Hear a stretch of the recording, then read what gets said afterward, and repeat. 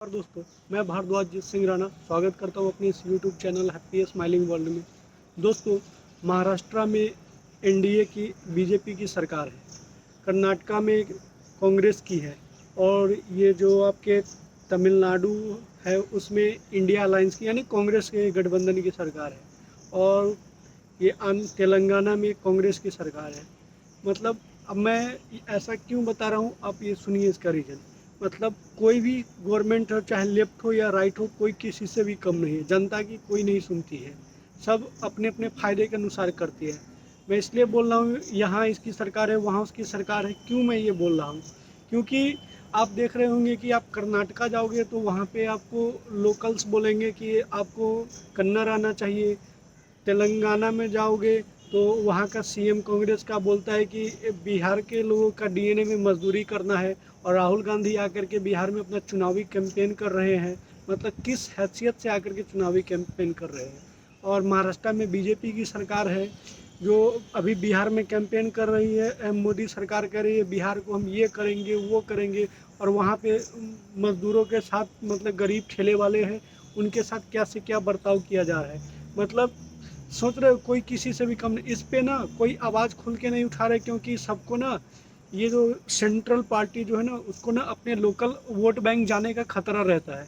मतलब जो वहाँ जो अगर मान लीजिए वो आवाज़ उठाएंगे अगर इसके खिलाफ, मान लीजिए वो जो मराठा जो लैंग्वेज की जो वॉर कर रहे हैं अगर उसके खिलाफ आवाज़ उठाएंगे तो उनको महाराष्ट्र से वोट नहीं मिलेंगे। और ये जो कांग्रेस है उनको कर्नाटका से नहीं मिलेंगे, इसलिए ये लोग आवाज़ नहीं उठा रहे। और एक बार पंजाब का सीएम था कांग्रेस का, ये कैप्टन अमरिंदर सिंह, तो वो कह रहा था कि यूपी और बिहार वाले भैया सबको बाहर भगाना है मार के, और बगल में वो प्रियंका गांधी थी वो तालियां बजा रही थी। मतलब अब समझ रहे हो हिपोक्रेसी की हद होती है। और वो राहुल गांधी आकर के बिहार में कहते हैं कि हमारा बिहार से ये नाता है, हम संविधान बचाएंगे।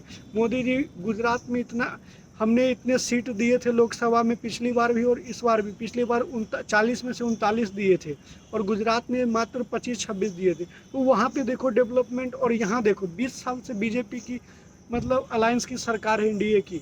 और पहले कांग्रेस की अलायंस की थी, यूपीए की है, जो अब इंडिया अलायंस हो गई है। मतलब कोई भी बिहार का भला नहीं सोचा है। मतलब सब अपने अपने पेट भरे हैं और निकल गए हैं। और यहाँ की जनता जो है ना आपस में ही लड़ रही है। मतलब बिहार की हो या देश में, मतलब हर जगह लैंग्वेज वॉर चल रही। मतलब गद्दारों, कुछ तो शर्म करो, अपने ही देश में तोड़ रहे हो देश को। मतलब लैंग्वेज के नाम पे, भाषा के नाम पे सबको बांटोगे क्या? धर्म के नाम पे देश को बांट दिया, जाति के नाम पे बांट दिया। अब आ गए हो अब कोई कंटेंट नहीं मिला है तो अब नया कंटेंट शुरू कर दिए हो लैंग्वेज के नाम पे देश को बांटने का। मतलब और मुझे तो इन जनता पब्लिक पे गुस्सा आ रही है। मतलब ये लोग भी असल मुद्दे छोड़ करके अब ना लैंग्वेज के नाम पे लड़ रहे हैं। हमारे जो देश के जवान जो बॉर्डर पे शहीद होते हैं ना, वो आपके मराठी और हिंदी तमिल तेलुगु के लिए नहीं शहीद होते हैं। वो भारत माता के लिए अपने जान देते हैं बॉर्डर पे। तुम्हारे जाति के लिए नहीं, जो तुम ठाकुर हो, बनिया हो, बामन हो, तो ये शूद्र हो, दलित हो, इसलिए नहीं शहीद होते। वो शहीद होते हैं कि ये भारत माँ पे कोई आँख उठाएगा हम उसकी आंखें नोच लेंगे, इसलिए वो शहीद होते हैं। मतलब इन जो भी लैंग्वेज के नाम पे देश को बांट रहे हैं ना, मैं उनको तो गद्दार ही समझता हूँ, गद्दार। और ये जो पुलिस जो कार्यकर्ता सब जो गुंडागर्दी करते हैं उनको उठा रहे हैं ना, तो मैं इसमें ना ये जो लोकल जो गवर्नमेंट अभी वहाँ पे है, जो बीजेपी की है या जिसकी भी कांग्रेस की है, वो डायरेक्ट अगर मान लीजिए कोई मधुमक्खी को आपको पकड़ना है, पूरी मधुमक्खी के छत्ते में हाथ डालना है, तो आप रानी मधुमक्खी निकालोगे या एक एक मधुमक्खियों को पकड़ने जाओगे? इसलिए आपको राज ठाकरे को उठाना चाहिए ना, उसको सबक सिखाना चाहिए। मतलब जो छोटे छोटे कार्यकर्ताओं को पकड़ के क्या होगा? जो मेन जड़ है ना, आचार्य चाणक्य पंडित कहते थे समस्या को खत्म मत करो, उसको जड़ से खत्म करो। तो जो मेन है ना उसको उठा करके बजाने चाहिए ना, जो कार्यकर्ताओं को उठा रहे हो। ये गद्दार लोग देश को अब बांट के रहेंगे। देख रहे हो कि अमेरिका जो है, यूएस के जो डीप स्टेट है, वो हर देश में अपनी अपनी अपने पसंद की सरकार बनाती है। वो देख रहे हो चाइना चाइना भी चाहती है कि हमारे देश का इकॉनमी बढ़ रही है, तो इसलिए वो भी जल रहा है हमसे। मतलब अमेरिका भी चिढ़ रहा है जो हम उसकी बातें नहीं सुन रहे। तो वो चाहते हैं जो यहाँ पे हमारे देश में उथल पुथल हो, जो इन्वेस्टमेंट ना आए। तो ऐसे में तो हम कभी 10 ट्रिलियन जीडीपी की इकॉनमी कभी भी नहीं बन पाएंगे ना। जो इतने जो गद्दार जो भरे हर बात बात पे ये धरना प्रदर्शन ड्रामे जो करते हैं, दंगे फसाद करते हैं, कोई भी विदेशी कंपनी क्यों आएंगी आपके देश में? इतना डीस्टेबल कंट्री में क्यों आएगी आपके देश में इन्वेस्टमेंट करने? मतलब इसलिए आएंगी जो उनको आकर के उनकी कंपनी के साथ ये से ये होना पड़ेगा ना, इसलिए वो कभी भी नहीं आएंगी ना। और जब इन्वेस्टमेंट नहीं आएंगी ना, तो वो अपने देश का ना इराक और सीरिया जैसे हल कर लोगे, ये अफ्रीकन कंट्री में जो देश है सोमालिया जैसे अपने भी भारत देश को बना लोगे। मतलब गद्दारों से तो देश पट चुकी है, सबको अपने अपने निजी फायदा है, न कोई प्रकृति के बारे में न सोच रहा है, न कोई इंसानियत के बारे में सोच रहा है, न कोई देश के बारे में सोच रहा है। हर जगह अपनी अपनी तुष्टीकरण सब कर रहे हैं।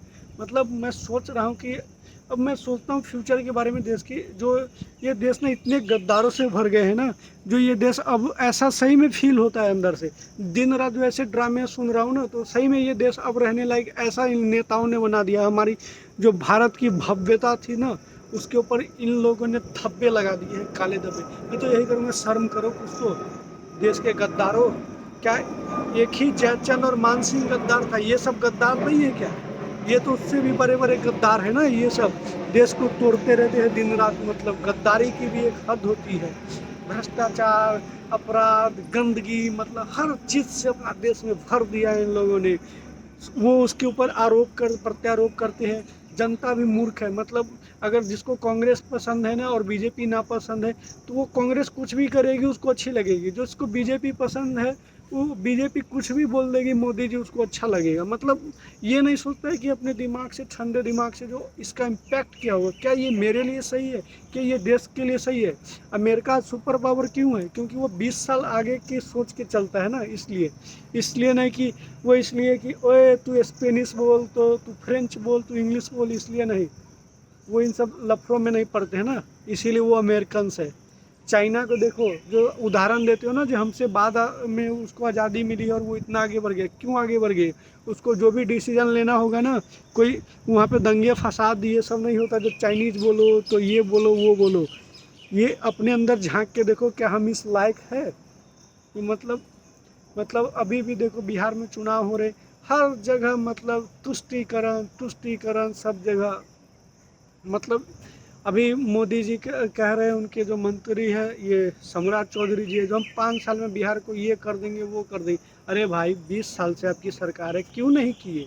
ये लालू जी के लाल कहते जो हम बिहार को ना ये करेंगे वो करेंगे। अरे भाई बर्बाद भी तो आप ही के पिताजी ने किया था ना। और ये नीतीश कुमार उस पर आरोप लगाते हैं, तो भाई आप आरोप लगाते हो तो उसके साथ गए ही क्यों थे जो वो इतने खराब थे? अभी इसमें आते हैं तो इनकी भी बुराई करते, उसमें जाते हैं तो उनकी बुराई करते। मतलब नीतीश कुमार का तो इधर उधर जाना होना लगा रहता है।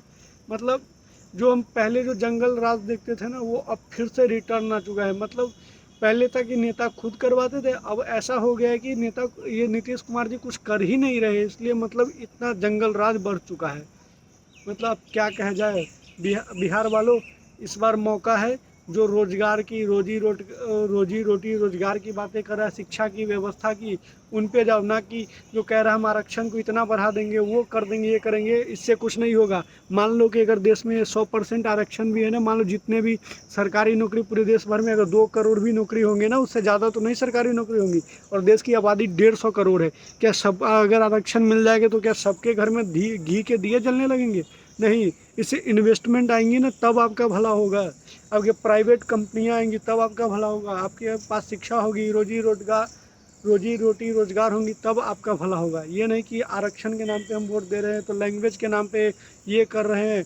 हाँ, ये मैं कहना चाहूँगा कि अपना यूपी बिहारी एक ऐसा स्टेट है जहाँ पे अपने लैंग्वेज को ही प्रमोट करने में लोगों को शर्म महसूस होती है। ये मैंने देखा है, अपने रियलाइज किया, मैंने खुद के घरों में भी देखा है। ऐसा बात नहीं है कि मैंने अपने आसपास नहीं देखा है। तो इसलिए कहूँगा कि देश के नाम पे वोट करो। अच्छाई, मतलब ये देश को बांटना छोड़े। हिंदी, मतलब देश में 29 राज्य है, मतलब इतने राज्य है, इतने यूनियन टेरेटरी है। क्या हर राज्य में जाएंगे कोई घूमने तो वहाँ का लैंग्वेज सीखेगा क्या? मतलब अब यही काम रहेगा लोगों का। क्या महाराष्ट्र वाले महाराष्ट्र से बाहर नहीं, या दिल्ली गुड़गांव में नहीं रहते हैं क्या मराठी लोग? क्या नोएडा में नहीं रहते हैं क्या मराठी लोग? क्या कन्नड़ लोग नहीं आते हैं? क्यों उनके एमपी यहाँ पे, क्यों बॉलीवुड वहाँ पे? बॉलीवुड का हटाओ ना। क्या शाहरुख खान तो 30-40 साल से महाराष्ट्र में फिल्म बना रहा है, ये कर रहा है ना, बोटिंग भी कर रहा है। तो उसको तो मराठी नहीं आती है, तो उसको क्यों नहीं जाके मतलब बोलने का हिम्मत होता है। गरीबों और ठेले सब्जी वाले पे ही तुम्हारी जोर चलती है। जय हिंद, जय भारत।